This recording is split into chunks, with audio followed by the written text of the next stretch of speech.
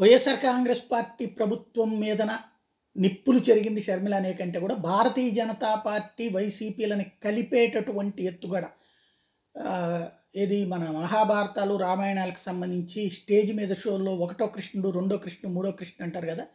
ఇంతకాలం తెలుగుదేశం అనేది ఇప్పుడు రెండో కృష్ణుడి హోదాలో షర్మిల గారు బిగిన్ చేసినట్టున్నారు. వాళ్ళిద్దరూ ఒకటేనని చెప్పేటటువంటి ప్రయత్నం.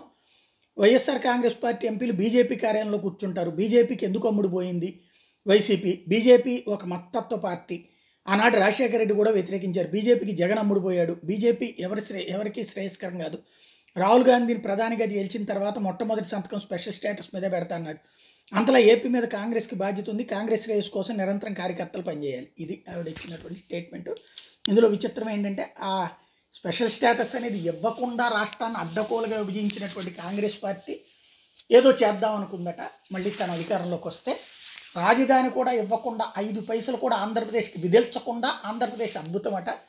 ఆంధ్ర వాడు దోపిడీదారులని కన్ఫామ్ చేసి తెలంగాణ విడదీసి మరి దోచుకున్నటువంటి రాష్ట్రం పేదలు ఎట్టా అయిపోయిందో కూడా చెప్పనటువంటి దౌర్భాగ్య పరిస్థితి. దోచుకున్నారని మనల్ని ముద్ర వేసినటువంటి ఆంధ్రప్రదేశ్ వాళ్ళకి ఆంధ్రుల్ని దోపిడీదారులను ముద్ర వేసినటువంటి కాంగ్రెస్ పార్టీ ముందు క్షమాపణ చెప్పాల్సినటువంటిది పోయి పక్కన కొత్త వివాదాలు తీసుకొస్తున్నారు.